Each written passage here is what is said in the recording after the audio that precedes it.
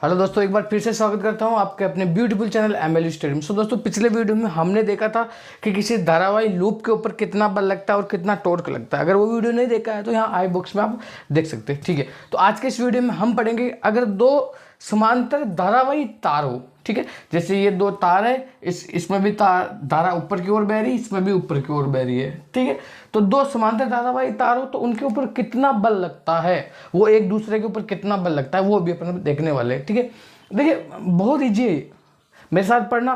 5 या 7 मिनट के वीडियो में मैं पूरा कंसेप्ट क्लियर करा दूंगा और 5 या 7 लाइन में पूरा डेरिवेशन भी करा दूंगा।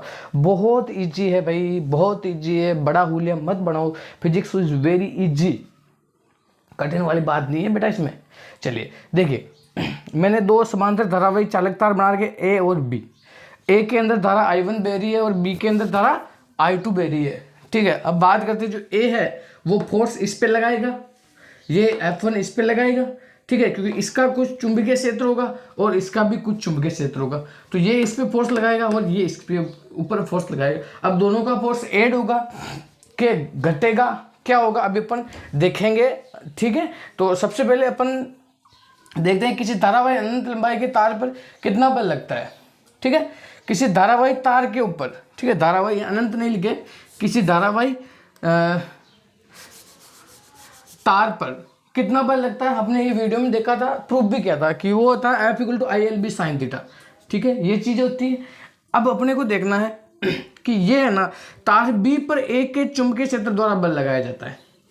इसके ऊपर ये बल लगाएगा, इसका चुंबकीय, देखो एक बार देखो, ये दो धारावाहिक तार है, इसका ये चुंबकीय क्षेत्र है और इसका ये चुंबकीय क्षेत्र, मतलब इसके चुंबकीय क्षेत्र द्वारा इसके ऊपर बल लगाया जाएगा और इसके चुंबकीय क्षेत्र द्वारा इसके ऊपर बल लगाया जाएगा। ठीक है, तो तार ए द्वारा बी पर, बी के चुंबकीय क्षेत्र में बल लगाया जाता है। ठीक है, तो देखो तार बी पर ए के चुंबकीय क्षेत्र द्वारा बल लगाया जाता है, तो वो अब आपको यहाँ पर बहुत ध्यान से देखना है। देखो F2 = नॉर्मल क्या फॉर्मूला था, ILB sin थीटा।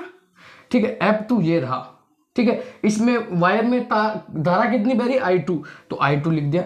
अब बात करेंगे कि B1 क्यों लिखा यार, B2 लिखना चाहिए था, मेरे को B2 लिखना चाहिए था, नहीं लिखना चाहिए था, B2 लिखना चाहिए था, लेकिन यहाँ पर B1 लिखा क्योंकि ये चुंबकीय क्षेत्र इसका है, इसका चुंबकीय क्षेत्र है। ठीक है, इसका ए का चुंबकीय क्षेत्र, इसलिए यहाँ पर B1 लिखा। इसके चुंबकीय क्षेत्र द्वारा इस पर बल लगता है और इसके चुंबकीय क्षेत्र द्वारा इस पर बल लगता है, इसलिए B1 लिखा।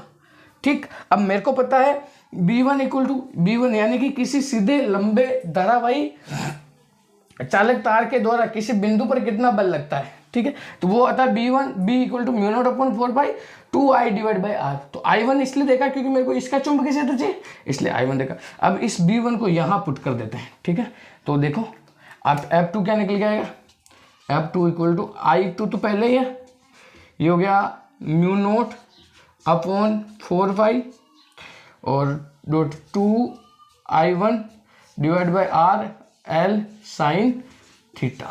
ठीक है, अब बुक के अंदर क्या कर रखा है कि इसकी दोनों की लंबाई को 1 मीटर मान रखा है। ठीक है, तो यहाँ मान लेते हैं अपन L = 1 मीटर, इसकी लंबाई 1 मीटर है, इसीलिए F2 क्या निकला जाएगा। देखो मैं इसको सही ढंग से लिख रहा हूँ, इसको थोड़ा काट दिया, 2 एकम 2, 2 2 4, ये हो गया। तो ये देखो I1 I2, ठीक है, और ये हो गया, इसको देखो μ0/2π को पहले लिख लेते हैं ना, μ0/2π को पहले लिख दिया, ये हो गया I1.I2। ठीक है, और /R और ये हो गया sin थीटा। बस कितना इजी था, इतनी बड़ी बात बना रखी थी। अब अपन ने सबसे पहले क्या देखा था, इसके चुंबकीय क्षेत्र द्वारा इस पर बल देखा था।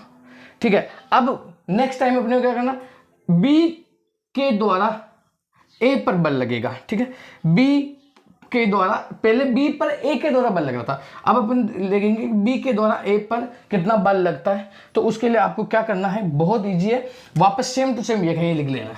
ठीक है, अब देखो इसके द्वारा इस पे भी सेम बल लग रहा है और इसके द्वारा इस पे भी यही बल लग रहा है, दोनों पर बल समान होता है। तो यहाँ अपन क्या लिख सकते हैं, देखिए इसको बहुत इजी है, चूंकि आप F1 निकालोगे ना तो भी वो आएगा, इसलिए यहाँ लिख रहा हूँ F1 = F2। ठीक है, अब बात आती है कि क्या F1 और F2 दोनों जुड़ेंगे कि घटेंगे। तो ये अब अपन राइट हैंड का जो रूल होता है उससे देखेंगे।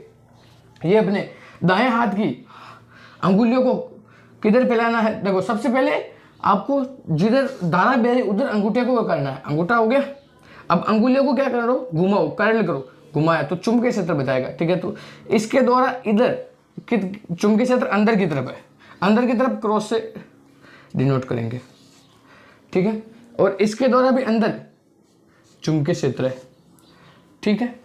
अब मेरे को तो इस तरफ चाहिए ना, तो इस तरफ अगर दिखाने के लिए ये देखो अंगूठा ऊपर धारा की दिशा में, अंगुलियों को मोड़ेंगे, जैसे ये एक तार है मेरे पास, ठीक है। अंगुलियों को मोड़ूंगा तो ये जो अंगुलियां हैं बाहर की तरफ निकल रही है, यानी यहाँ पर क्या आ रहा है, चुंबकीय क्षेत्र डॉट बाहर की तरफ आ रहा है, ठीक है। इसका मतलब दोनों की दिशा अलग अलग है, तो दोनों एक दूसरे से ऐड हो जाएंगे, ठीक है। वीडियो अच्छा लगा लाइक करना, शेयर करना, चैनल पर नए चैनल को सब्सक्राइब करके बेल आइकन को प्रेस करना। Thank you so much guys.